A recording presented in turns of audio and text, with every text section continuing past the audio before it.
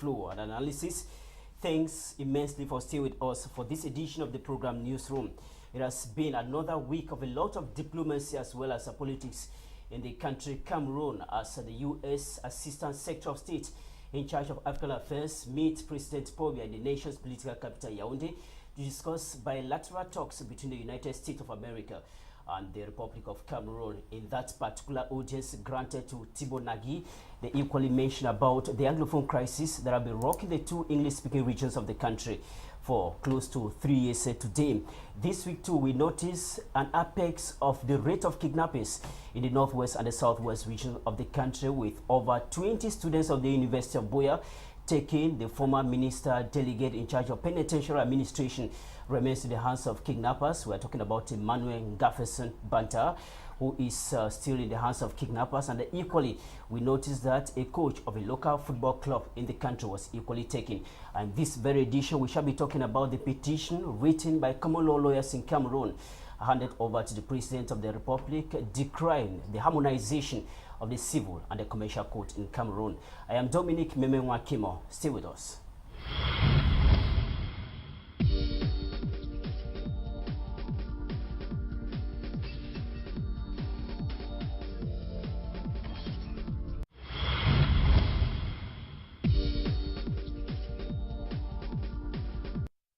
Let's get our top stories for this week put together by Gladys Ambo.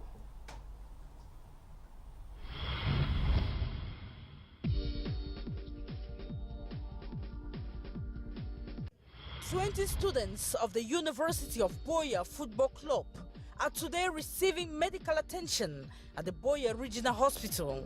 The students were released Thursday night after negotiations between University of Buea administration and Ambazonia boys, who claim responsibility of the kidnap. This week, over 20 people have been kidnapped in the northwest and southwest regions of Cameroon. The situation has increased fears in the minds of inhabitants of these regions. Newsroom examines the frequent cases of kidnaps.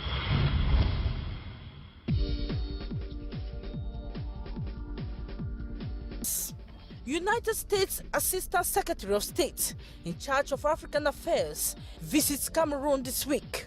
Thibault Nagy has stated that the partial implementation of the 1996 Constitution in Cameroon is the root cause of socio-political tension in the country. He attests that the military and Ambazonia fighters have been raining terror in the northwest and southwest regions. How will the visit of Thibault Nagy draw Cameroon towards lasting peace? Get the analysis of Newsroom panelists.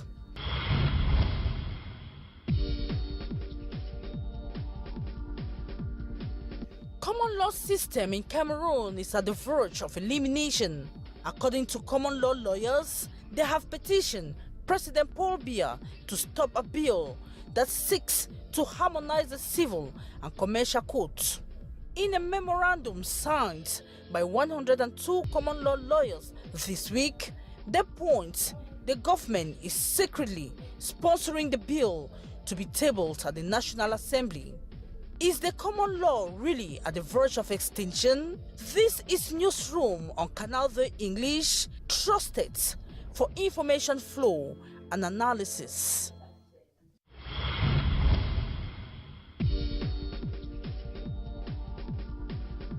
Thank you so much, Gladys Ambo. We pick up from there to find out from Barrister Moody Jute Mfo. You are a lawyer in Cameroon. Thank you for accepting our invitation. I'm grateful, and it's a pleasure for me to be on this platform once more. Thank you once again. Gladys just mentioned there that 102 common law lawyers in the country Cameroon this week wrote a petition to the President of the Republic standing against the harmonization of the common law, or the harmonization of the civil law and the commercial court in Cameroon. Can you give us a clear explanation of what all that means in the country today? Yes, the one thing I want our viewers to understand is the fact that common law is not the language. Common law is not English language. These are a system of legal practice which the Northwest and the Southwest inherited from England. whom at the time was in charge of the Northwest and the Southwest. And our brothers of East Cameroon, or whatever you call them, inherited the civil law from France. And that is what they are practicing in the other 8 regions, while we of the Northwest and the Southwest are practicing the common law. Common law, we should know it is not the English language. It is the practice, the legal system, which we inherited. And this involved the land law, matrimonial, legitimation of children, adoption, recognition, and you can name, or company law. So these are the practices. They differ from what the civil law practitioners are using. It is not the same. They inherited what is being applied in France. We inherited what is being applied in England.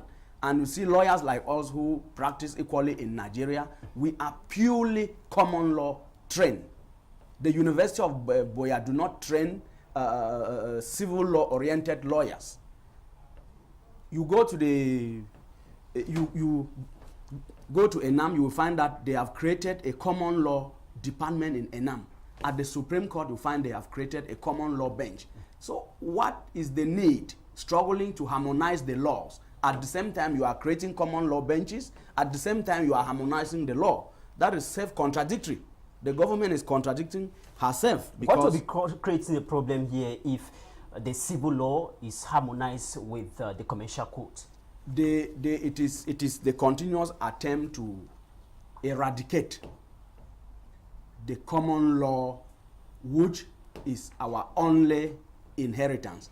And if that attempt is not stopped at the earliest moment, it is going to cause more social disorder.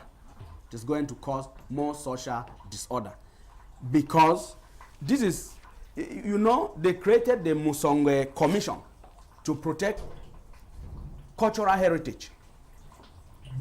At the same time, you are harmonizing, and this harmonization means eradicating the entire common law system of law in Cameroon. In France, Monaco is part of France, but they have separate laws. They are not applying the same laws with France. Scotland, the same thing. You go to China, Hong Kong has another separate law which she applies. Different, separate from what China applies. You get to Nigeria, Lagos in particular. When you are in Nigeria, you feel that Lagos is another country inside Nigeria. Because in the law school, we do study the laws of Lagos as if Lagos is another country. And different from the rest of Nigeria. Different from the rest of Nigeria. We do study Abuja laws as though Abuja is not in Nigeria. These are systems which have been tested and accepted. They are working. Why is it that it's only in Cameroon that they are struggling to harmonize? This harmonization is just to eradicate common law, and which lawyers are protesting. They are saying we will not accept. And if they insist, some other major steps might be taken. All right. Thank you so much for coming. Let's welcome Triumpha Elvis, a journalist and equally a political analyst. Thank you for coming, Tayo. Thank you very much, Mehmet Dominique, and it's my pleasure. Greetings to the people of Bengui in the Momo division, and of course, greetings to all those who are suffering in the bushes as we speak now. Several people have been sending messages. When they see you on panel, they are very happy. You have been out of town, Douala, for some time now. You have been in Yaoundé. You're welcome once again. We noticed that in the nation's political capital, Yaoundé, the former general manager of CRTV, that is the state television and the radio in the country, was sentenced to 20 years in prison. Professor Javé Mendoze was condemned for 20 years for having embezzled huge funds at the end of the CRTV. The question I want to find out from you is, we have 2 ex-general managers of CRTV under detention at the Konegi Maximum Prison. What do you think is actually happening at the State Broadcast House? Well, what I think is happening at the State Broadcast House is a political maneuver. Why do I say so?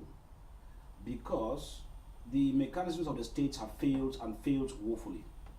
I understand that at the end of every year, there's what they call financial reports, yearly reports, annual reports. Now the question is, we have CONAC, we have Supreme State Audit, we have National Financial Crimes Commission, we have, and within the CRTV itself, State House, we equally have anti-corruption unit there. Now, all of these structures I've mentioned, they run with state budget, taxpayers' money.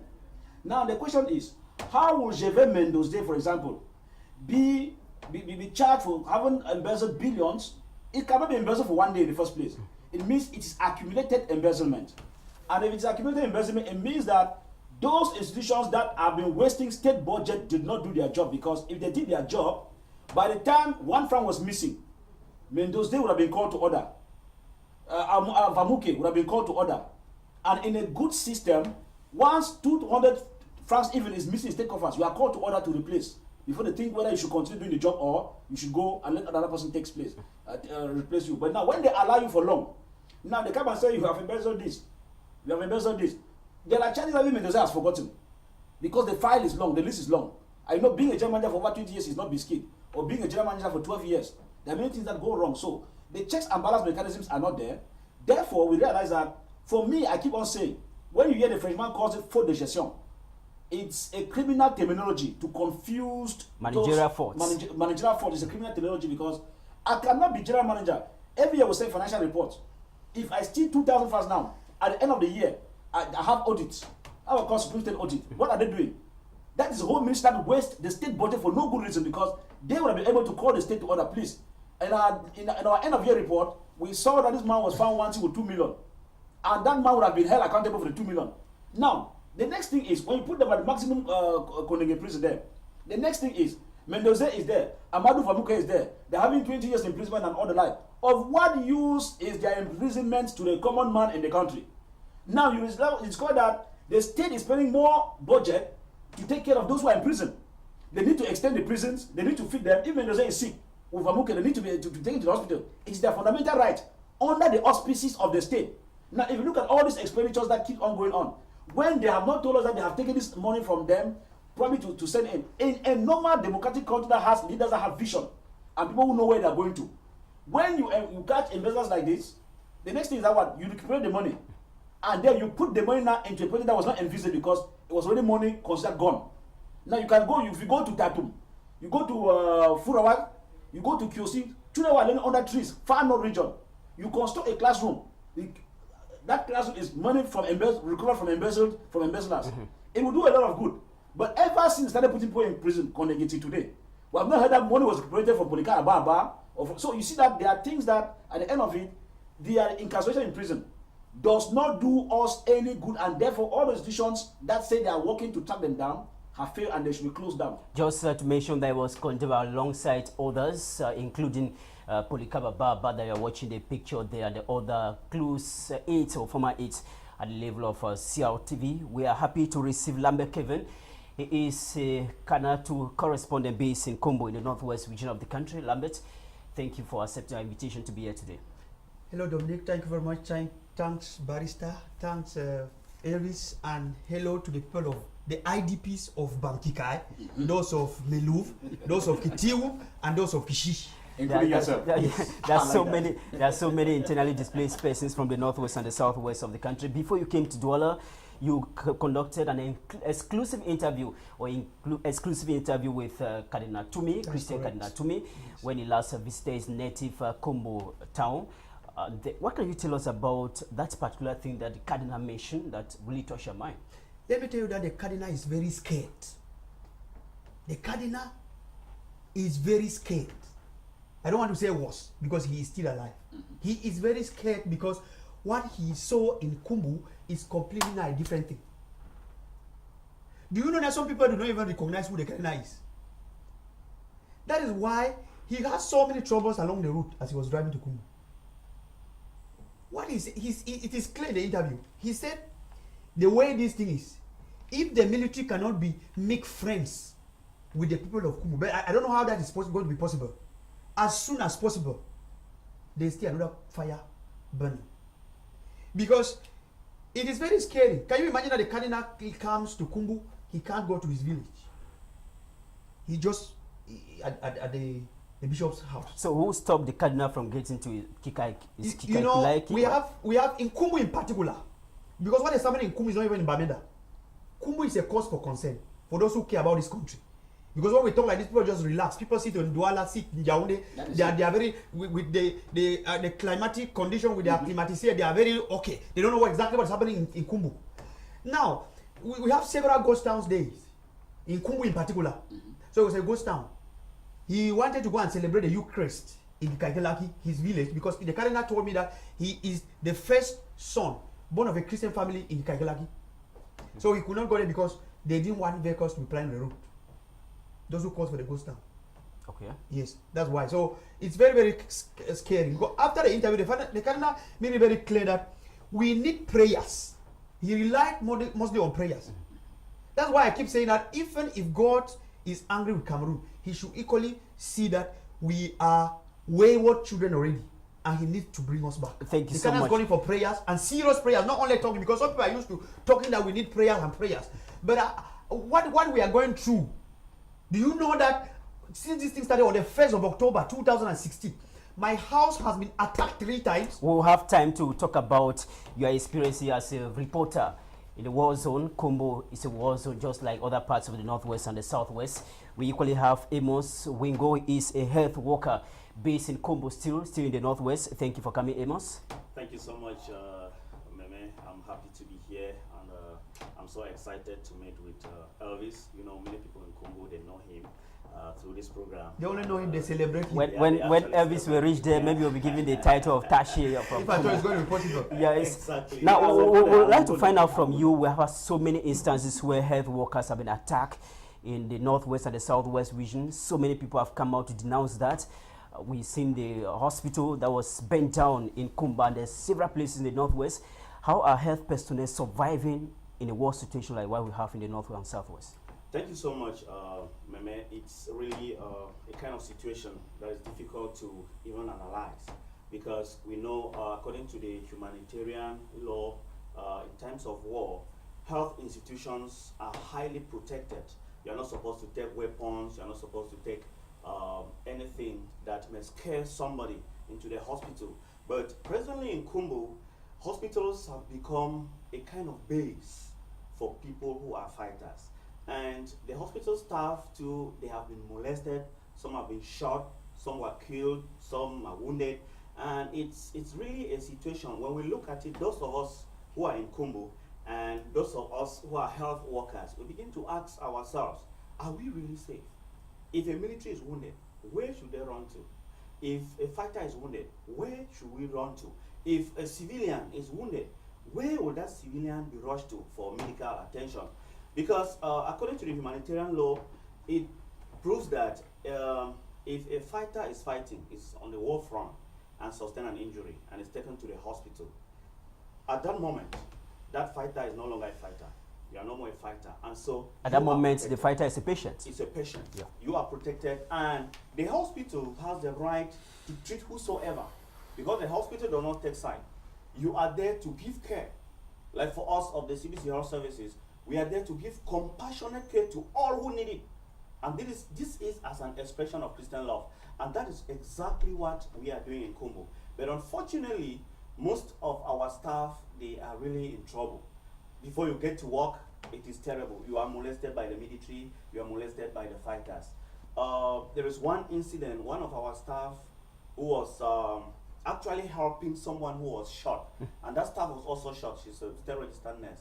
So it created a lot of a kind of trouble in Kumbu. And another staff from Chisong Hospital, a lady, a pregnant lady, she got up in the morning and was going to work and was shot. She was rushed to the hospital and she died.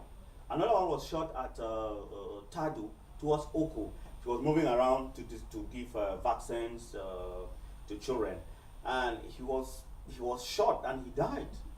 And so there are many of those instances presently in Kumbu. And so those of us in ground zero, as we call it, we are really living in fear. We are living in fear, frankly speaking. Thank you so much. From what you explained there, quite a difficult situation there for Very health workers. pathetic. Not only for the patients, but equally the health workers, the nurses, the medical doctors. It's really a bad situation there. All these things equally constitute what the newspapers have been writing about this week. Gladys Sambo have been reading through the various newspapers this week in the country and beyond. Let's get what they'll be writing about.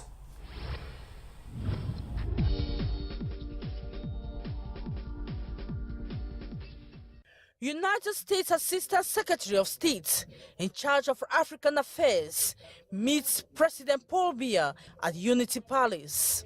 Cameroon Tribune writes that the two personalities discussed economic relations between the two countries. The paper reports that nothing much was discussed about the Anglophone crisis. To Muta's young newspaper, Thibaut Nagy and Paul Biya talked on how to end conflict in Cameroon. To Barometer community newspaper, the visit showcased strong diplomatic and economic ties that exist between Cameroon and the United States of America. This week presented the ugly face of kidnappings in the northwest and southwest regions. The Post newspaper writes of the kidnap of 20 students of the University of Buea football team, just as the former minister delegate in charge of penitentiary administration, Ngafasine Emmanuel Banta.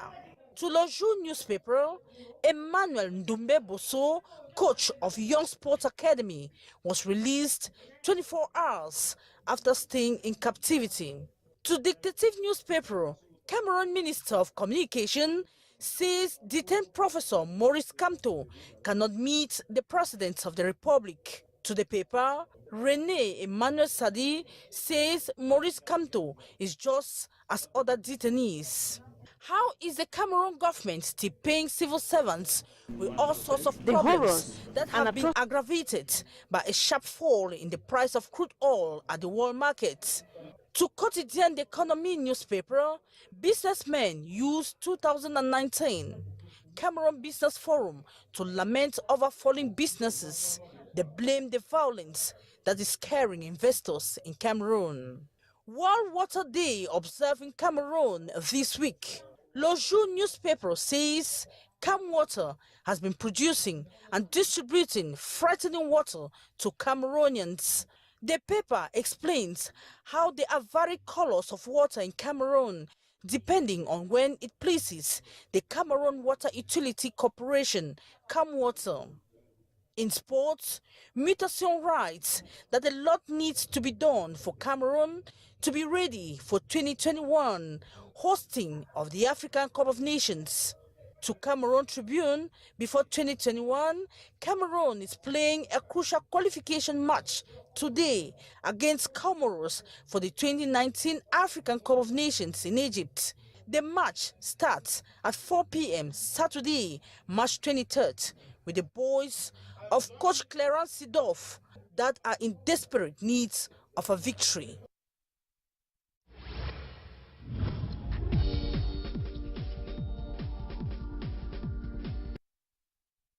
Thank you so much, Gladys Sambo. Lots of work doing for Newsroom this week. We start our main topic for today. We are talking about U.S. Thibaut Nagy that has been in Cameroon. We'll look at the words and the actions, both at the Unity Palace and in other places that the U.S. diplomat visited in Cameroon, and all the things he mentioned in the course of his stay here. After meeting with President Paul Biya at the Unity Palace, he tweeted, let me read out what the U.S. diplomat tweeted. He said, today, President Paul Biya and I discussed the way forward in our bilateral relationship, security, assistance, and equally human rights concerns in Cameroon. I also encourage an end to violence and inclusive dialogue in the northwest and the southwest region of Cameroon. Those are the words he tweeted shortly after his audience at the Unity Palace with President Paul Biya. Triumphant Elvis, let me start with you. It is not the first time that the U.S. diplomat is mentioning or an official is mentioning issues about resolving the Anglophone crisis. How far do you think the words of Thibaut Nagy can go as far as resolving this crisis is concerned? Yes, you know, in the first place, when Thibaut Nagy came and then left, a handful of Cameroonians were not very happy. They said his encounter with President Paul Biya and his utterances were light compared to the way they saw him vibrate on the France 24. Now, you know, people had reasons of looking that way. Many were dejected, many felt a type, many like they were disappointed. On demand, they thought it would come like a lion to hit hard on the head of state. Now, when you look at international politics, it operates at different dimensions and at different times. Now, at the level of being out of the country, the utterances you could make, especially like the ones he made at France 24. Now, at the level of the country, if you look at his Twitter page and what he said in front of the Unity Palace, there are two different things. Right. In the Unity Palace, he only made mention we came of bilateral relations and then business, how to beef up business. The other issues of security and then were not even mentioned. But when he went back, you discover that as a diplomat, there are times where you issue statements, and the statements can be interpreted as we are trying to do here and quoted in very strong terms. Now, people who were disgruntled, when the Twitter came out, of course, you saw him going further. He made mention of the release of Professor Maurice Kamto, which was not even said there. Now, what do you discover? If you look at an image when he just arrived, there was a security guard that came in front of him. If you look at it, where the US ambassador was also there. There were some confrontations. We don't want to go detail into that. There was some almost light misunderstanding at that level. Now, what is happening in a state functionary mechanism? Once issues are at stake concerning bilateral relations, what another party does is that the state plays a role to defend its own integrity, especially not letting information go out. That's why even what transpired in the inner chamber at the Unity Palace, only the state media was allowed to be there. The other private media were asked to wait outside. Could only carry interview after, but in the one-on-one, if you get a state media reporting, they reported everything in favor of the state. Anyway, it's a state propaganda machinery, which they are doing their job as state media propaganda. Now, when you look at the encounter that transpired, when it came out, there were statements. We had frank and honest dialogue. You underline frank and honest dialogue. When you get a frank and honest dialogue, I told you, diplomatic issues are issues confidential. I'm telling you, that statement tells you that there were deeper things spoken in there, which are not the things we'll be able to tell you. But the fact you hear frank and honest dialogue, and then he goes back in the Twitter page, we spoke detailedly about our relationship, including security and blah blah blah blah. It tells you that there is business in what he's saying. He means business. Now, what we should understand is that when you look at America's track records at the level of international diplomacy, America does not back, and the backing goes in vain.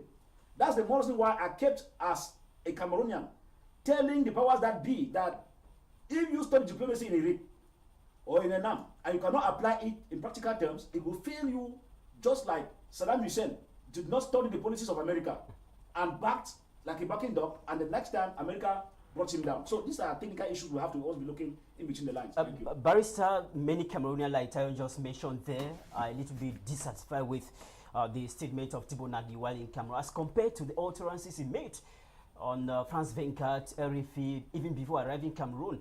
Do you have the same opinion? Yes, I would not say many Cameroonians. I would say those on ground zero. Those on ground zero, because they are those who are feeling the pains, the hardship, and everything. That is a horror.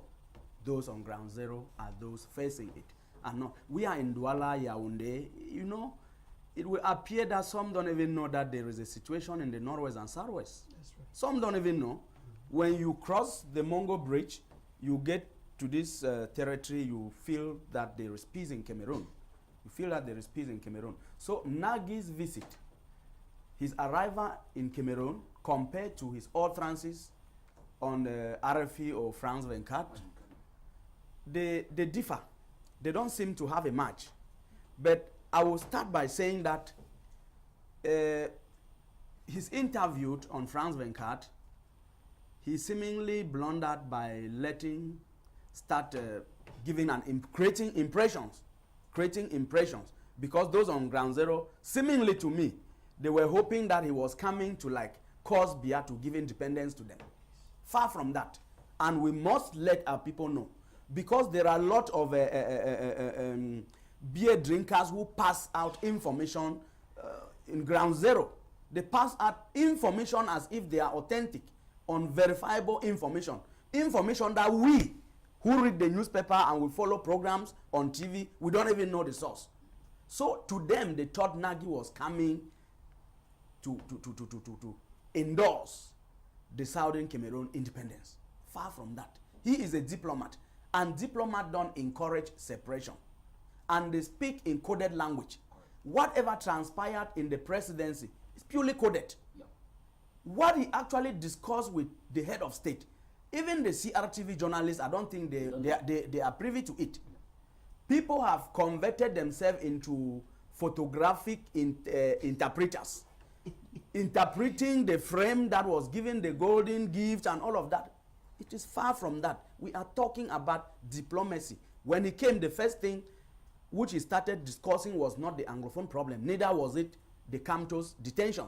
He talked of the bilateral relationship between the US to benefit the US first. Because they think about themselves before first. The so I really do not encourage war.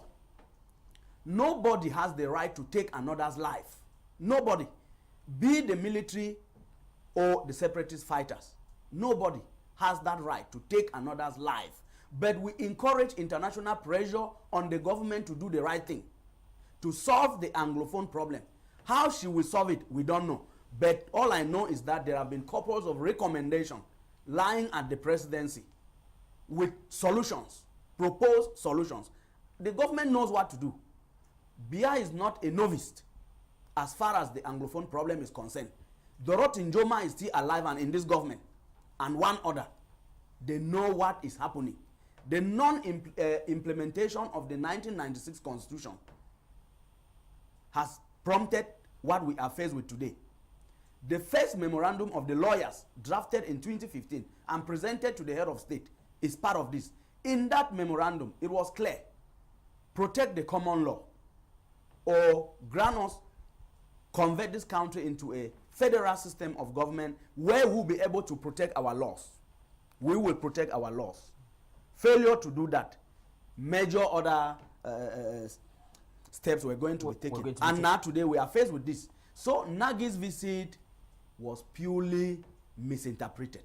Nagi's visit was misinterpreted. Let's get from somebody that is coming from the northwest and southwest, generally called Ground Zero, Amos. What was the expectations out there in Kumbo, where you are coming from, concerning the news of Nagy arriving in Cameroon? What was people thinking about his visit in relation to the Anglophone crisis? Let me tell you that when Bia released those prisoners last year, 89 of them. Yeah, there were 89 of them. There was a lot of joy. There was shooting of guns. They were singing. They were chanting. They thought that that was a leeway to the solution to this crisis. And after that, we had the visit of this grandmaster from Malta. His visit to, which was considered as a mystical kind of planting some mystical issues in Cameroon. And actually, he wept before leaving. And many in Kumbo, they think that his weeping was on the fact that he has seen that Cameroon is a God-fearing country and that his mystical powers could not succeed. Now, the visit of the Secretary of State for African Affairs, the expectations were high. They were very high. Because at Ground Zero, they are still, the fighters, they too, they listen to the news. They watch television. And they are tired. I want to tell you that they are tired of fighting. They need a solution. And each time a diplomat is coming, they are excited. They think that something good will come out of the diplomat's visit. But when you look at it keenly, you realize that the solution to this crisis cannot come from the third party. From what we are seeing, as far as Ground Zero is concerned. Many people think that a third party can bring the two warring factions together to come to a common understanding. Let me tell you, this thing started as a strike action from the lawyers and teachers, went to the coffin revolution. From there, it became a struggle. From the struggle, it went into crisis. Now we are in a war situation. And the bad thing about it is that we are calling it the Anglophone crisis. It is a Cameroon war. It's not the Anglophone crisis. If we continue calling it the Anglophone crisis, it will remain a problem of the Northwest and the Southwest region. It will not be a Cameroon problem. If we want to solve this thing, let's call it the Cameroon war. Meaning all the 10 regions are involved in this war. All the diplomats, all the administrators, or everyone in this country to have something to say about this war. If that is not done, I'm telling you, this thing will continue. And still talking about the solution, we realize that our leaders have failed us. Frankly speaking, in the Northwest and the Southwest region, we believe that all the leaders in the Northwest and the Southwest region, they have failed. There is a school of thought one guy said, if all the parliamentarians and the senators, all the deals who are Anglophone, if they should resign, it will mean something is really going on wrong. Because when they sit in their offices in Douala, they sit in Yaoundé, the kind of message they give to the head of state is contrary to what we are seeing in ground zero. The question many are asking is if they resigned, if they will not be arrested, perhaps.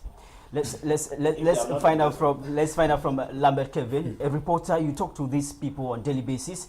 You have been invited to the camp of the fighters several times for questioning. When you talk to the fighters, perhaps you talk to the civilians too.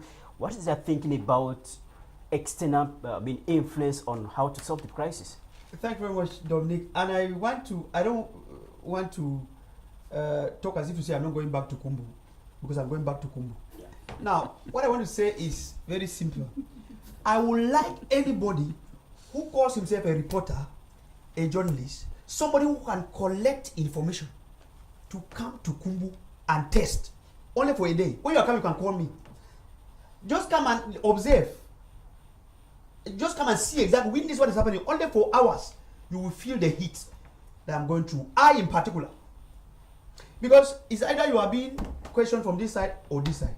So now, when you talk to these guys, let me tell you the truth.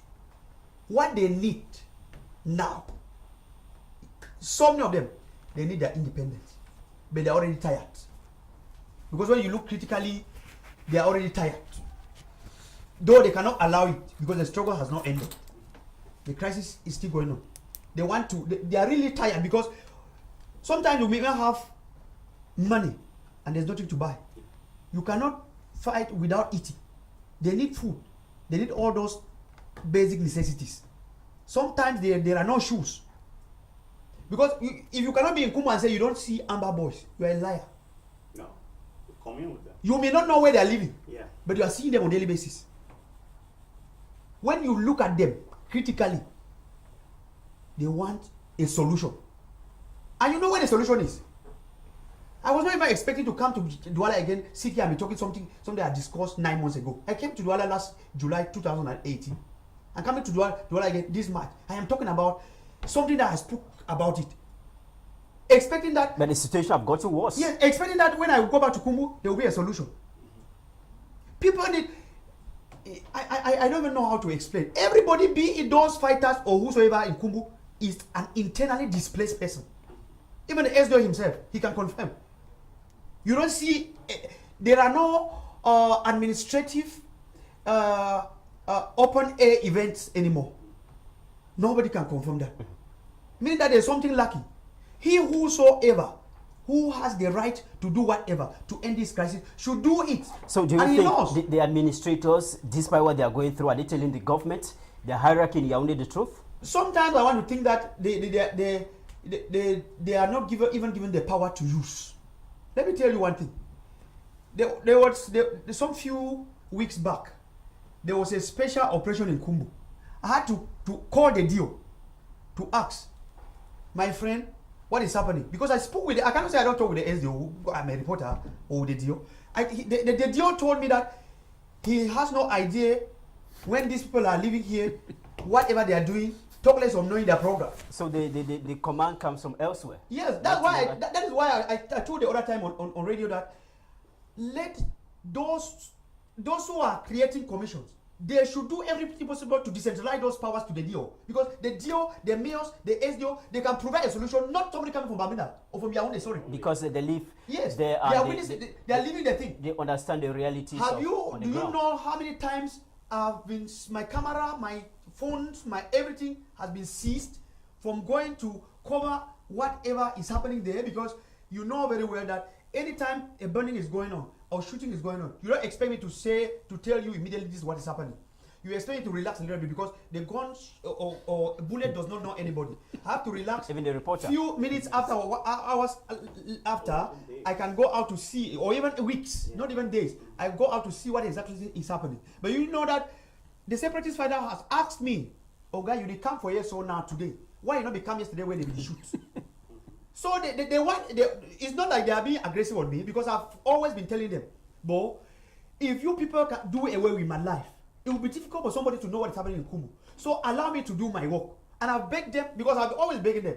I'm not already hard, because when you prove to be very intelligent, they will prove to you that a gun does not know even that somebody. All right, thank you very much. Let's watch a little bit of what Thibaut Nagy mentioned while in Cameroon. He granted an exclusive interview to Kanatu Television, our sister channel.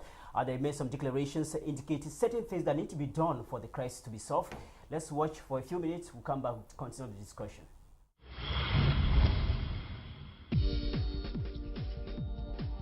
Yes, Thibaut Nagy. I have wonderful memories of driving and traveling all over Cameroon. I drove all over the southwest and the northwest, including the Ring Road, Korup National Park, everywhere. So it is an issue which has caused me considerable pain. Every week, almost, I get terrible, horrible pictures. Those come from the Cameroonian exile community about various atrocities.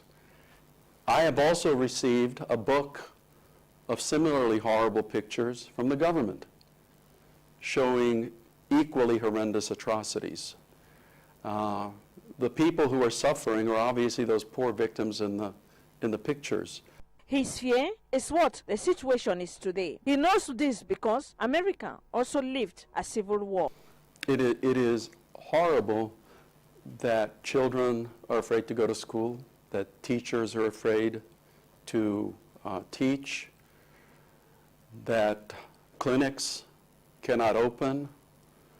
It is equally horrible when people are afraid when they see somebody in uniform.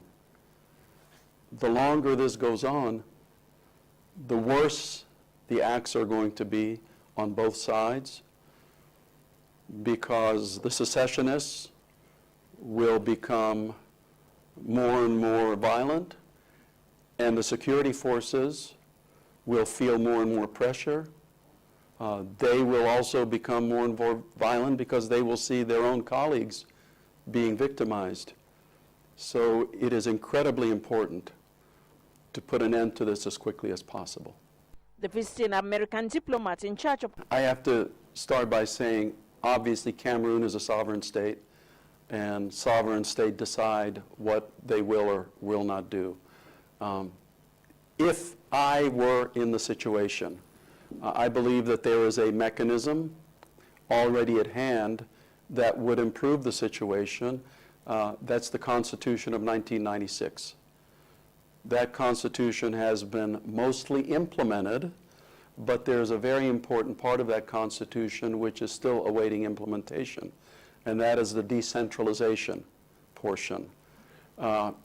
People feel much more in control of their own lives when they can exercise more political power closer to where they are. If they can vote for their own, governors, if they can vote for their own representatives, those types of things. Thibaut Nagy refused details on his discussion with President Ko, especially on the white man. That they have been arrested for political activities. We will see what the judicial process proves or decides, so I don't want to imperil the judicial process. I'm talking about perceptions, and as you and I both know, perceptions are often reality. The visiting United States Assistant Secretary for African Affairs team, this by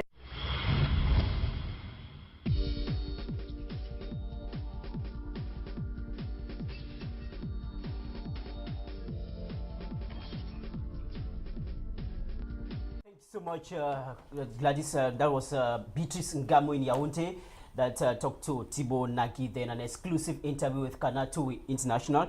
Time for Elvis, just listening to the U.S. diplomat there mentioning about the partial implementation of the 1996 Constitution, indicating that the fact that decentralization are not being implemented in full scale in Cameroon is causing the tension today.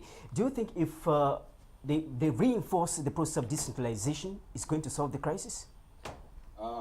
No, I think I'll be a little bit I'll a little bit differ with Thibaut Nagy. I'm sorry for that. He's a diplomat. He understands so many things in that dimension, but I'll a little bit differ with him for the fact that this process of digitalization, if it was put in place by the time it was the Constitution was amended in 1996, I'm sure it would have solved many other things.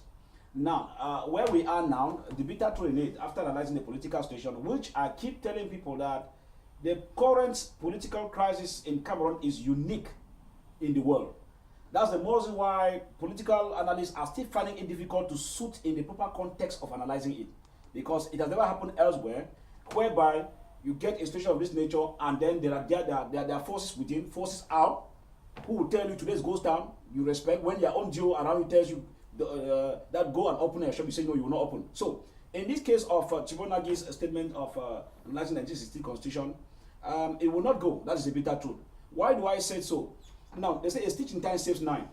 As the conflict prolongs, we are getting at a level whereby the destabilization that the government talks about no longer makes sense to people because, one, there's first of all, there's breach of trust between both parties.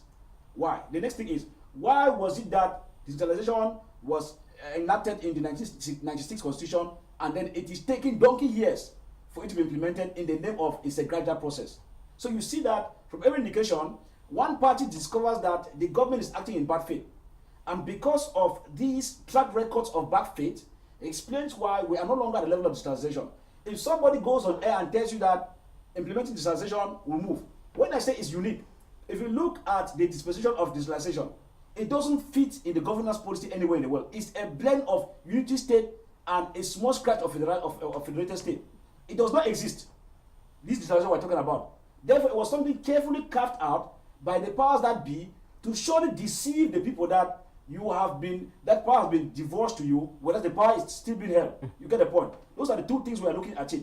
And therefore, because the current dispensation of digitalization does not even exist anywhere in the world, as per the context of Cameroon, it tells you that if you put it in place now, even full force, it will not go because we're talking about regional elections coming up. At the end of it, governors will still be there. In the dispensation of digitalization, you will not still elect your governors. That's what people don't understand. Cameroonians don't know that. He mentioned that there. No, he said in the case where governors are elected, in the present dispensation of digitalization, the governors will, you have divorce powers. Ministries will divorce their powers to the councils, like education and all the like. But when it comes to the central administration, GOs will still be there. Governors will still be there.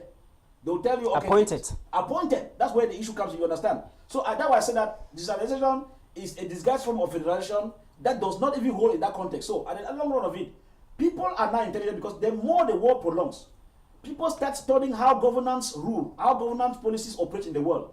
And people become more intelligent such that when you fool them with something like digitalization, once they understand, they start reading in between the line and it's not moving, they start questioning. And once they question, they will not even accept it. At the end of it, you have not done any work. Barrister, decentralization as put in place in the 1996 Constitution coming in 2019, not well implemented in Cameroon.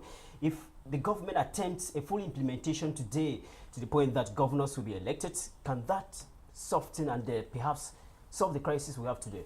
Like Mr. Tayon said, we have gone past that level. We have gone past that level. That is something if they had done when the Constitution was enacted, we would not have found ourselves where we are today. It is the delay in the implementation. They pick and choose what aspect of the Constitution to amend, what aspect of the Constitution to implement. It has landed us where we are today. People have become so sensitized, intelligent, that even those who were deep in the village, they now understand how government operates. They now understand how government operates. And government can always work on the ignorance of the people to be able to rule them. But now the people are so enlightened, like the Arabs, that they know exactly what they want. And what they want is no longer decentralization. I bet you, I challenge you, if any of these senators or parliamentarians goes back to ground zero to talk about decentralization, he will not come back alive. He will not come back alive. Because he ought to have done so before now. So it is not now that lives have been wasted that they are now battling, struggling with decentralization. Even when you look at that 1996 Constitution so well, you have two bodies that are at variance.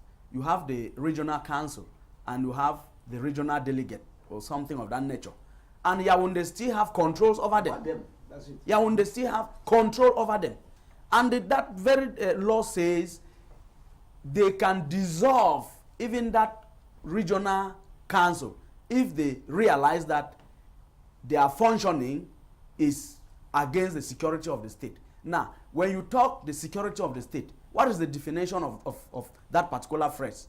Because now when you look at the terrorism law, the 2014, if we put up ourselves as a group, we go to the street to demonstrate against what we don't want, we are already acting against the security of the state. They will charge us under that law, meaning that regional council will not have the liberty, the free hands to operate and deliberate issues. To develop the region. To develop the regions. If they go developing a particular aspect of their region which the central government is not happy with, they will quickly stop them. So it makes no sense. It makes no sense. And I still throw this blame on our representative in parliament.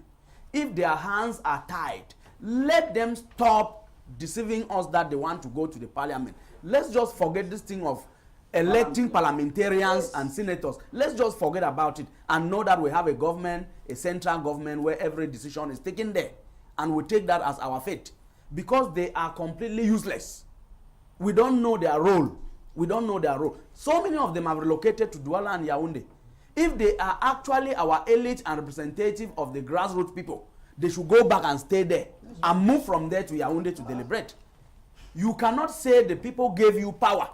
Nkambe people gave you power to represent them in the glass house in Yaoundé. And now there are problems in Nkambe. You cannot go there. Who are you now? You are not even making a statement. Who are you now representing in Yaoundé? Who has mandated you to sit in Yaoundé? Are you saving your political party, or you are saving the people who casted their vote for you? So we see that we have developed in our reasoning. Even those who say she are in the village, they now know how government operates. So we have gone far above that stage. Look, I will quick. Let me touch on what Nagy did said about Kamto. I don't think Nagy understands the crook judicial system in Cameroon. I call it crook because when you talk of a fair trial, you are talking of that in a court where the judge is independent. Our judges are not independent. They are not. In situation where the state have interest, I believe they do communicate with the powers that be on what will happen in court. That is why in the morning, the court are supposed to start at 9. Sometimes they start at 12. What is the judge doing? He is surely communicating with the powers that be, receiving instructions. So Kamto can never have a fair trial in Cameroon. He can never have that. And nobody can deny that he is not a political prisoner. Amos, we listened to the U.S. diplomat there indicating about expressing worries that most of the schools in the northwest and southwest are closed down, the hospitals and other social facilities. He seems worried, but it gives the impression that the Yaoundé is not worried about all this. Exactly. From what he said he has seen the pictures, he has seen many things about what is happening in the northwest and southwest region. But Yaoundé is so mute on this issue of what they call the Anglophone crisis, in which I decry, I call it the Cameroon War. Because let's look at France. When the crisis was going on, the president came up and addressed the crisis. In Cameroon, we've not heard anything. Of course, the 10th of February, the 31st December, those are traditional speeches that Biya gives. But we want the president of this republic, if he has a nation at heart, let him come out and talk to the people. Address this crisis. Tell the boys, this is what I am planning to do. But that is not being done. Schools are not going. Markets are closed. Now let me tell you, to live from Kumu to Bamenda is not less than 10,000 francs. It used to be 2,500. From Kumu to Ndu, that used to be 1,500 francs, is 15,000. Kumu to Nkambe, that used to be 3,000, is over 35,000 francs. A bag of rice, 30,000 francs. Where are we heading to? We are not working, but things are getting expensive. Life is becoming difficult and difficult every day, but nobody is saying anything. Now, there's something I said somewhere. I said, we are a kind of generation. We are in the Android generation. That is the reality. And if we are dealing with an analog kind of leaders, we will find ourselves wandering and wandering. Because I don't think that the leaders of this nation, they actually browse to see what is actually happening. Those Anglophones who are in Yaoundé, they are only living on Ayase kind of information because they don't go online to see the killings, the houses that were burnt. For instance, houses were burnt in Kumbu, and the Minister of Communication will get up and say nothing happened in Kumbu. It's a kind of situation that we in Kumbu, we really think that if we followed what Endele said on the eve of 11 February 1961 in his manifesto, in which he said, we have been enjoying freedom with Nigeria for over 40 years. And now we want to join a system that will not recognize our laws. A system that is quite different from what we are. A system that will be getting their information, will be getting their instructions from France. This is disastrous. This is what Endele said. Unfortunately, our leaders at the time, they did not listen to Endele, and we joined this La République government. And so it is really very sympathetic. Now, schools, you said schools are not going on. That is true. No school is going on in the Bui division. No school, some schools are going in Kambe anyway. At Dongamatu division 2, schools are not going. Women are not able to go to their farms. To go to the farm, it's a nightmare. It's like you will answer questions upon questions on the way. At times, you go, they send you back. They're not able to work their farms. Some of the farms, road blockages have been mounted, and the women are afraid. If we happen to go to the farm now, the military may come and will be at risk. So life in Kumbu is completely a different thing. In fact, when I arrived Bamenda, it was like I'm in a different place, because Bamenda town is fine. Life is activities are going on. Activities are going on. People, you could see people sit and drink beer. In Kumbu, you don't dare. You don't dare see a bottle of beer. And if you happen to see a bottle of beer, it's not less than 1,000 francs. Small Guinness is 1,000 francs. You happen to see any Brazilian drink, it is from 1,500 francs upward. And you'll be drinking under closed doors. Because if they see you with a Brazilian bottle in your hand, you are finished. In trouble. You are in big trouble. And so we are really in a kind of situation that we are just confused. We are really confused. When I arrived Douala, I felt so comfortable. But the truth is that I must go back to ground zero. Go back to ground zero. Home is here. Home is home. Lambert Kevin, the U.S. diplomat mentioned there about the civilians that are afraid when they see the military. You are just coming from the ground. A reporter, what is the relationship between civilians and the military today in Kumbu? When you ask that type of question, I don't know what to expect me to answer, because you have seen all the pictures that have been sent. Yeah. It's not a laughing matter. It's something that's very, very serious. The military, some few weeks back, started coming out to preach peace, a type of peace message to the population. And the population are very, very uncomfortable when they see them.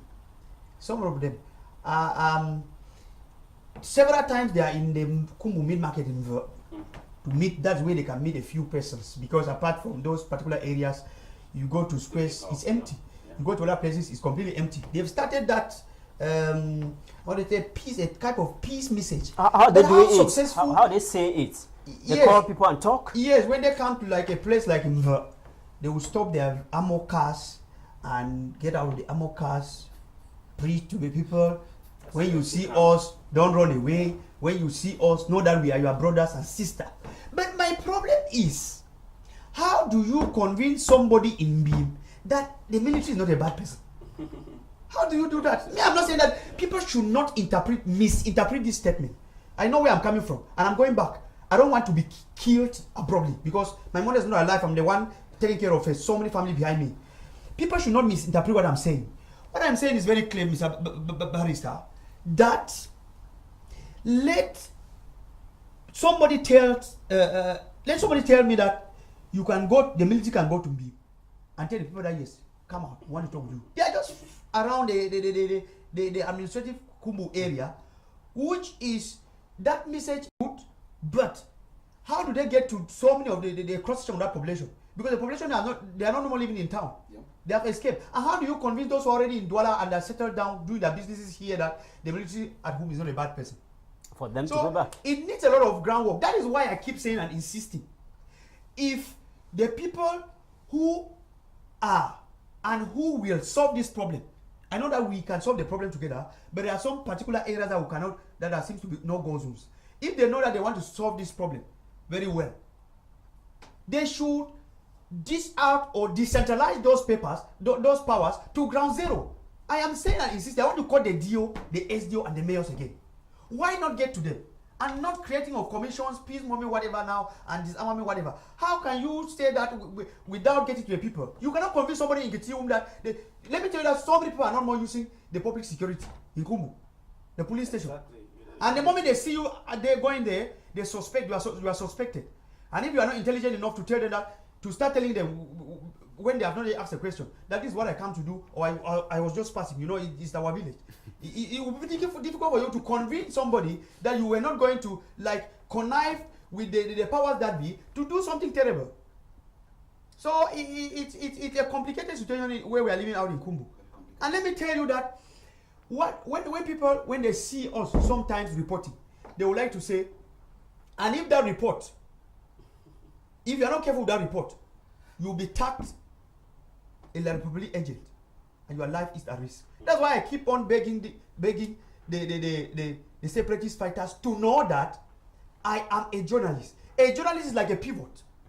You don't stop blowing the whistle when the match is still going on.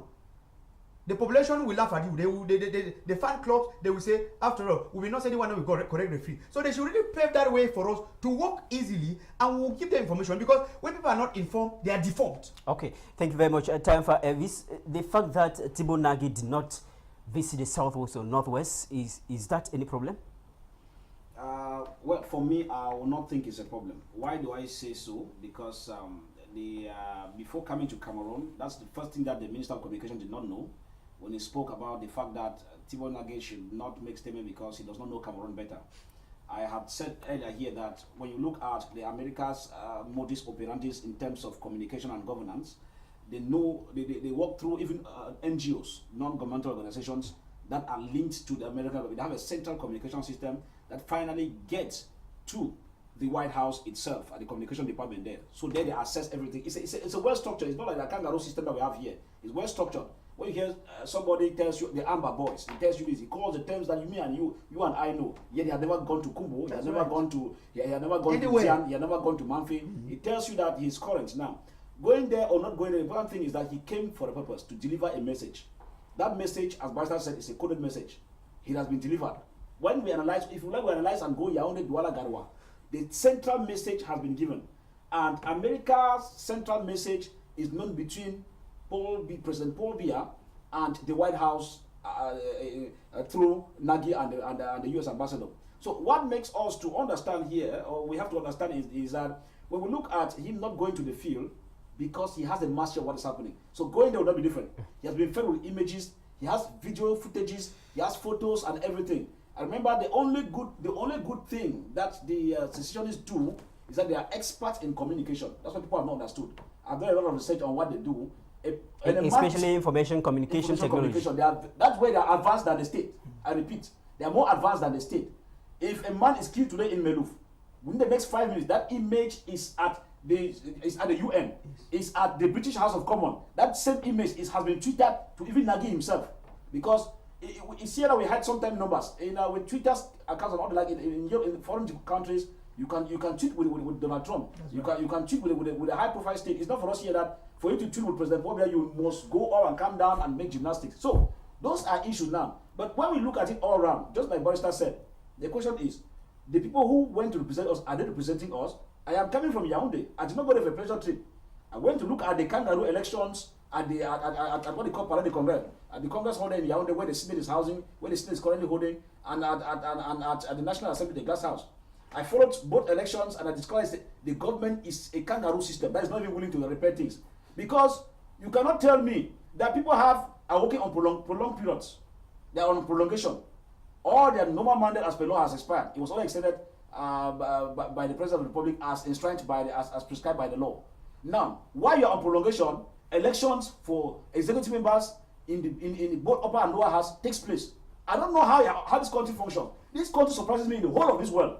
and the election has done, we have few more about 6 months to go out. It means that there is an agenda to maintain the same people. That's the interpretation I did at the glass house and the Congress. And at the end of it, what marvel was that the same person were put in place. Yeah. And then when I went to meet the Senate persons who were maintained, they were not even happy, meaning that they knew the game before. When I went to the National Assembly, I said, Vice President, we should be jubilating that you have been. He said, no, don't worry, you know that. I realized that even to them, it was not a call for jubilation like we say you are going for an election. Meaning that before even the election, they knew the process they were to engage. And everything had been done under the table. And so at the end of it, you carry an election, the same people are maintained. The same old system, indicating that they are not willing to solve the Anglophone crisis.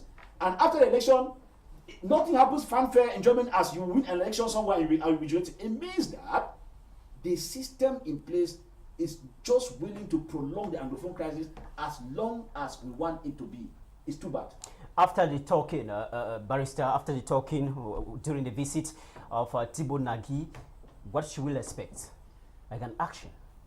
We expect so many things, but I'm a little bit reserved. I want to take a safe distance because I really do not trust the government of Cameroon, considering that we have been in this for 2 years, counting, for more than 3 years, still counting, and they are still reluctant to solve this problem. I expect nothing. Normally, I know the European Union, the US, NGOs, local NGOs and international bodies, they are mounting pressure on the head of state to solve this problem. What I don't know is what is stopping him from solving this problem. That is what I don't know. If he thinks otherwise, let him call for a referendum. Whatever the people decide, he should take it as the will of the people. Because the government is for the people. You don't impose leaders on the people. That is the reason we have civil disobedience in the Northwest and the Southwest. It's just that I don't know how our brothers in this part of the country, I don't know what is in their mind. If they were to behave like those in the Northwest and the Southwest, we will not sit here and be talking. Everywhere will be locked. Everywhere will be chaos. But they are not like us. We don't blame them. It is their culture. It is their culture. We don't blame them. Because when you look at the happenings, the things that are going on in this country, nobody is supposed to sit on the fence. You want to say something? Yes. To comment on what Thibault Nagy, his trip to Cameroon, I am not surprised. But I wouldn't go. I would like us to please limit the way we talk about. We should not always be focusing ourselves on talking about diplomacy, this, diplomacy, that. What is happening on somebody they call man in the street? You know, when this thing wanted to escalate in Kumbu, I came in contact with an elected official trying to know from the person whether he could tell me the economic system we are living in Kumbu. He responded, go and ask man in the street. Who is the man in the street? You were elected there by the man in the street. Who are you teaching the question to? Now, I don't expect him to even solve our problem. We can solve the problem. Let President Paul Biya say something. Let him say, we keep saying this thing for 3 years. Let him just say something. He knows exactly. Enough is enough. Sometimes I'm very disappointed talking about, discussing about this issue again. Anyway, because I think if your children keep saying this, Daddy, we don't have phones to call you when you go to work. We don't have phone. Meanwhile, you have a lot of money to buy them a choronko that costs only 10,000 francs, and you don't afford. You don't love those children. Let him say something now. Anyhow, he can say it. We can understand him. We are tired. Imagine that sometimes I don't eat. It's not because there's no food. I may have a little. But the terrible gunshots are very scary. People think that those who have been killed, and we have seen, they are enough. They are not enough. You will be surprised that after this war, you will be surprised to see so many people killed in bushes, but were not discovered. Yes.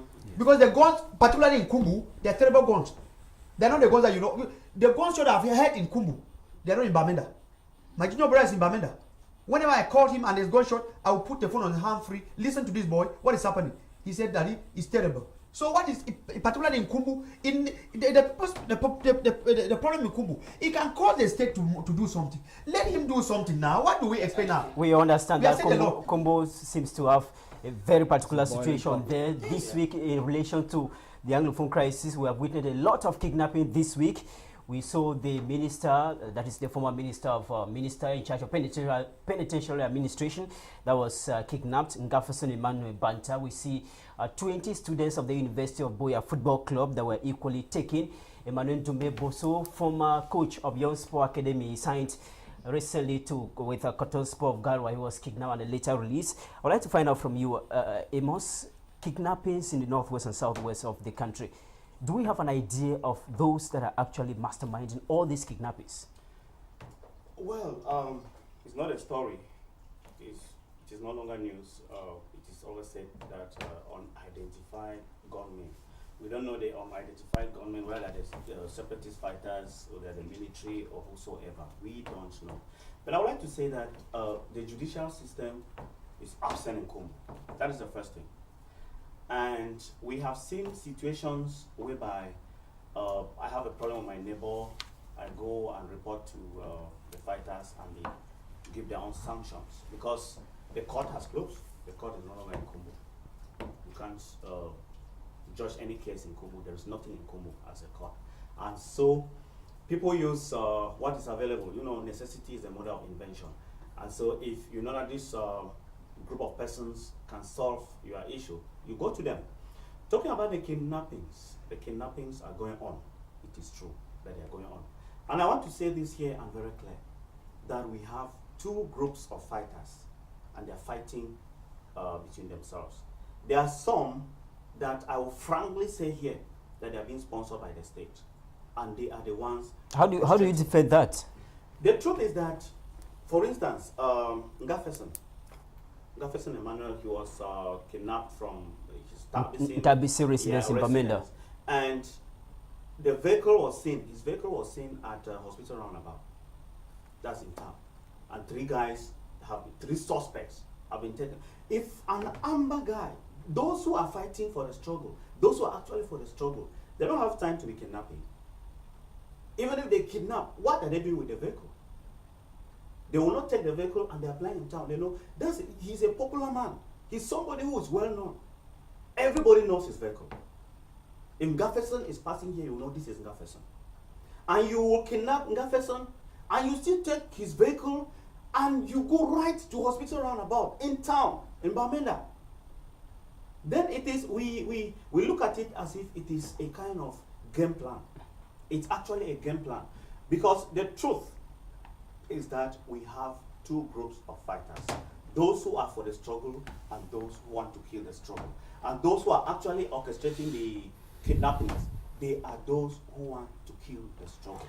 Barrister, how do you react to this? Because we have several cases where there have been kidnappings and the ambassador fighters have distanced themselves from such an attitude. It gives the impression that there is another group charged of kidnappings and they're demanding ransoms for their personal gains. I want to make this clear. People have different experiences as far as the kidnapping in the Northwest and the Southwest is concerned. People have different experiences. I know of a case where those who did the kidnap in Boya were actually men in uniform with the help of the stepmother of the victim in Boya. That one is clear. But they are very rare. They are very rare. That is the lone case which I can mention. The rampant cases of kidnap, separatist fighters have claimed responsibility. What I don't know is, like the recent case where 20 students or thereabout were 20 kidnapped. students of the University of Boya were kidnapped. Did the university authorities pay ransom? Who did they pay to? How did they go about it to be able to pay ransom? How did the kidnappers even succeeded to get into the university campus and took away 20 young, healthy students? Did they convey them in a bus or they trek with them? What footpath did they use? That with all the patrol in Boya, the AC, the gendarme, the bees, the regular army, nobody could observe that there was something happening. Then our security is at stake. This has been happening every blessed day. People are kidnapped in the northwest and the southwest. Whoever is doing this, we should discourage them from further doing this, because they are kidnapping innocent citizens. They are not they are not kidnapping. Even if they were doing this to the powers that be, they were kidnapping state officials who are in active service. Maybe the problem will have been solved. But they are kidnapping those who have nothing to do with this. If you go and kidnap a student who is coming from Gambia, maybe the only person who have seen the four walls of the university in his own family, who do you expect from that family to send signals to Yaoundé that there is a problem in this country? Then you see that we are turning around the same spot, because the governor is well protected, the mayors are well protected, the generals are protected, the military men are protected, except those who go to the field. And that is their job, which they have contracted with the state to do, to protect the state. And we are part of those they have contracted with the state to protect. So who are those kidnapping? We should discourage this act of kidnapping. They are people who have been kidnapped and they have never returned home. You're right. They have never returned home. To the end of the program. Time for Elvis. The ease at which this kidnapping is going on is really a call for concern. You just mentioned there 20 university students taken without any traces. Notice at the campus of the University of Buea. Professor Emmanuel Banta, former minister, taken from his own house, and the head coach, or the former head coach of a Young Sport Academy, equally kidnapped. Are you bothered about the ease at which this kidnapping is taking place, knowing fully well that there are thousands of military men that have been deployed in the northwest and southwest of Cameroon? Well, obviously, I should be bothered. If I tell I'm not bothered, know that I'm lying. And why am I bothered? Because those who were kidnapped never knew that they would be kidnapped. And so I could be the next. You could be the next. Us who constantly go, I'm coming from my village and I'll go there frequently. You understand? So it means that at the end of it, none of us are safe. Now, but the main issue we need to be looking at, just like Barrister said, is to discourage the aspect of kidnapping.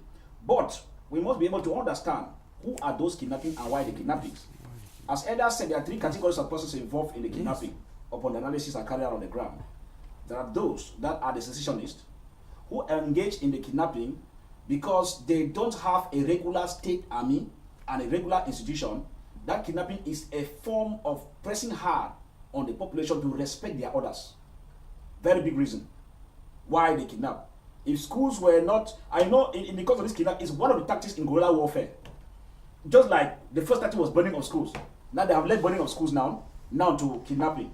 The next month ahead, the things change periodically. We're equally seeing construction of walls. Yes, construction of walls has also come in. That's why I said that places. Cameroon's own conflict is very, very unique in the whole world. That explains why some of us who take time to analyze, we strain a lot because it's not easy to walk in between the lines. Now, if you look at it currently, with the current kidnapping that you find here, while the secessionists want to implement their order, because if they were not intimidating, the kidnapping is a means of intimidation.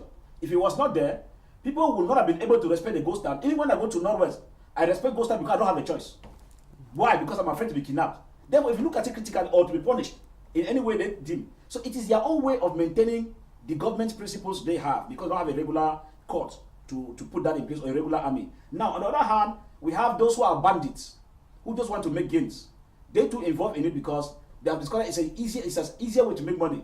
I need to check if I discover Barrister has some chicken chains. If I kidnap him, I can weigh him. Maybe he can give me 5 million. As I asked, he does not have. He gives me 3 million. Now, if I was doing Okada business and having maybe 2 times per day, and haven't discovered that Barrister could give me 10 million if I kidnap him, I go wide. I say, wow, is that hard? But there's money in this thing. Another phase of those who do the kidnapping now, the third category, are those who are military sponsored in disguise. In this one, you realize that there are persons who want the thing to continue. How can I be in Bamenda, for example, in the night? There are no security challenges somewhere and military shoot somewhere. These are persons who want just to create a situation that there's problem somewhere. So that as the thing continues, their mission orders they get on the ground. Remember, all those dispatched to the Northwest Service are on special assignment and on special prim, different from you and I, who will be in Yaoundé or in the non-war zone. So a lot of money transpires. So there are even military personnel who create scenarios of kidnapping. I say so that when the thing prolongs, they can be kept there. More money keeps the government keeps pumping more money to them, so that they keep feeding from it. So it's a bad thing that people want to live at the detriment of the lives of poor citizens like you and I, who are not even armed. And so it becomes a call for concern. That's why, queuing out now as we close up with what my brother said, I will not be of the opinion that people say the Amber boys are tired. because I realize in the course of analysis that when you hear that mafia is calm, it's not because they are tired, because they are strategizing. Tired in the sense Now- that they want the thing to end. Yeah. Now, when I say they are strategizing, don't worry. We are analyzing here this frontal analysis, because what we are saying, if the state thinks that people are getting tired, we might still have 10 years to go into this thing. When the rebel crisis started in Colombia with the FARC rebels, at the point in time, even they thought the rebels were tired. Before they knew it, 50 years gone. It's the same thing we're finding out here. So when you see where escalation or violence has calmed down, the people are not tired, they are strategizing. And when they're strategizing, it becomes dangerous, because by the time they are bouncing back, they can take you unaware, and the casualties will be very fatal. So at the end of it, realize that where we are now, if the powers that be think that military option is the best sustainable solution, I can bet with you here in the course of analysis that we could fight this for the next 10 years and casualties will keep on going. I myself could equally pass as a stray bullet in the course of it. But then, does that solve the situation? Therefore, we end by saying that what Kanatumi said sometime, upon all what we are doing, we need to turn to the table. And that's where the main point, because whether the government likes it or not, I repeat, whether the government likes it or not, if they like to kill 5,000 Amazonians or civilians or whatever, all is that at the end of it, we will be someday, if not me, our children or our great-grandchildren, after some years, will come back to the table to say, please, what do we do? Are you parting ways? Are you staying with us in federation? What are we doing? All that will end at the dialogue table someday, somehow, come rain, come sun. Lambert Kevin, you have never been kidnapped, but you have been convocated several times by Amazonian fighters. When you get there, what are they telling you concerning your profession of reporting issues in the Northwest? Yes, it's sometimes I would say it's their right to do what they're doing as a source of correction anyway. But that's why I keep saying that they should understand that I am a reporter, and if I don't report, nobody knows what is happening. Yes, I saw death when I got there, because it was very tense, because I reported that the route was blocked. They were asking whether it was the route going to my compound. So it was terrible there. No answer for that. Exactly. So, but the problem was finally solved. What I'm saying is, they should know that being a reporter, I must not report only for them, but I will always like to be neutral. You are reporting the facts. Neutral, the fact. Objective. So they should understand it clear that even if it hurts a little bit, they should understand that was the fact. But nevertheless, I wouldn't like a case where I will limit the way I report. Because if something passes here and you want to call me as a reporter, what is happening? Because you want to get information from Kumbu, and I don't tell you, as I should be an idiot, because I don't want to tell you what's happening. So they should not create fear. They should not create fear, but they should rather create awareness that this is the way we operate. Because sometimes I don't know how they operate. I've always been making them that now. Why not organize a day and call me to come over to see exactly what's happening there? Why not organize a show since in a certain Karifu and call the population to come out and listen to you people giving an announcement rather than doing the contrary? No, what I said, for their own security, they might not be able to do that. For their own security yes, reasons. but I will always like to say, anyway, thanks to them that they are making me to even work more. Because when it is somehow the way it is, you need to put more powers. And Dominic, just like what he's saying, we need to be thanking them and also be thanking the military, because yes. when I go to I'm going to my war zone area as a journalist, the good thing I see from the military that they respect. Okay, journalists are lazy. When you meet the fighters, journalists, okay, move on.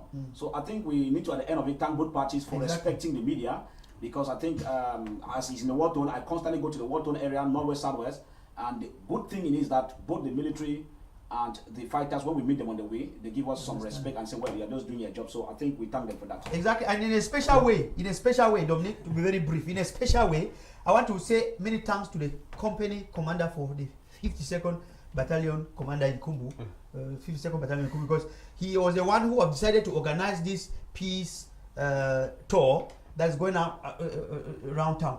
But telling him that he need to intensify that.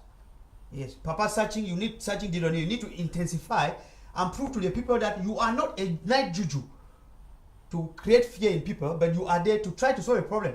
Solve a problem, because nobody, whosoever is trying to say that there's no problem, the person should be now, Amos, we are towards the end of the program. What message will you have for the population out there, perhaps as a means of bringing an end to all the troubles we have? Yeah, the troubles are there, and if we are not careful, the troubles will continue, because some people have become rich because of this struggle. Let me take you to the United States. In 1989, Ronald Reagan told George Bush that if you are a leader for over 10 years, you will not have anything to offer. That's when he was handing the presidency of America to George Bush. And George Bush handed it 4 years after to Clinton. That is what we need to see in Africa. It is terrible. Now, let's look at Canada. We always say Canada is a bilingual country like Cameroon. Canada, Quebec is the only French province in Canada. And I think it is every 15 years they do a referendum to see if they should secede or they should continue with Canada. And it has always been positive. We need to emulate those kind of examples. Let's not be like Ethiopia and Eritrea, or why not Sudan, where Omar el-Bashir said it can never happen, but it has happened. And so my advice to all those who are out there in Congo, you know, as Lambert said, those who are presently in Congo, we are like the fighters also. Because those who are able to brave the odds to stay in Congo at this time, we are internally displaced people. Because at any one moment, it is either you're running up or you're running down, you're going under the bed, you're going under the chairs in the house. An example, last Sunday when we were in church, I was in the children's church, and there was a gunshot. All the children fell on the ground. You know, it has become a way of life. It's so automatic now. Children are so excited when they hear the gunshot. And they can tell you the sound of the gun. Yeah, they will tell you. They can tell you whosoever is shooting. Yeah, they have the names. So this one is come. They say this one is go home. This one is smoking it. This one is tapping. Yeah. So they have given a lot of names to those guns. Yeah. So that's why I keep saying that Kumu is a very special case. Very in particular. So my advice something to needs to be done to that place. all those who are in Kumbo is that we should keep on praying. I think the solution now is in prayers. Thank you so much. Pray hard. Thank you, Time for Elvis. Thank you for coming. Well, thank you, Mehmet Dominic. You know, very soon, I think in the months ahead, we'll soon be going on retirement for talking, because we realize that the more we talk, the more the government is adamant.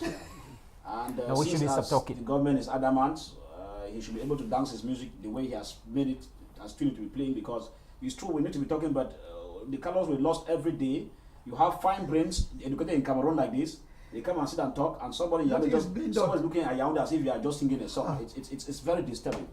Lambert Kevin, thank you so much. It's a pleasure, Thank you Dominic. for participating in the program Newsroom. Yeah, definitely, it's a pleasure, and I keep on standby, minute by minute reports. But I'm not praying that the crisis should rather continue, but it should come to an end. I want to just say, all the IDPs in Bamkikai, especially, very good. Can I call a name? No, yes. Go ahead. I want to say, Shea Sifka, Pa Matthias, I'm coming up very soon, that he should do something for the people in Kwata to be together, and especially to Shea Young Matango, Shea Pius Vela, that I'm coming very soon, and calling on the military and the separatist fighters. I am your friend. I am not, be you the separatists or the military. Allow me to do my work in a nice way, and Cameroon will be one. Thank you so much, Barrister. Thank you for coming. Yeah, it's a pleasure. And as a last word, I want us to know that we should intensify prayers to touch the heart of the head of state, to see reasons to call for the dialogue which everybody has recommended, and to touch the heart of the separatist fighter to moderate their mode of operation, because in all that they are doing, both the military and the separatist fighter, it is the common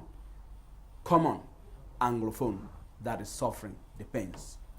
Thank you so much, and we thank all our technicians for making it possible for us to have this program today.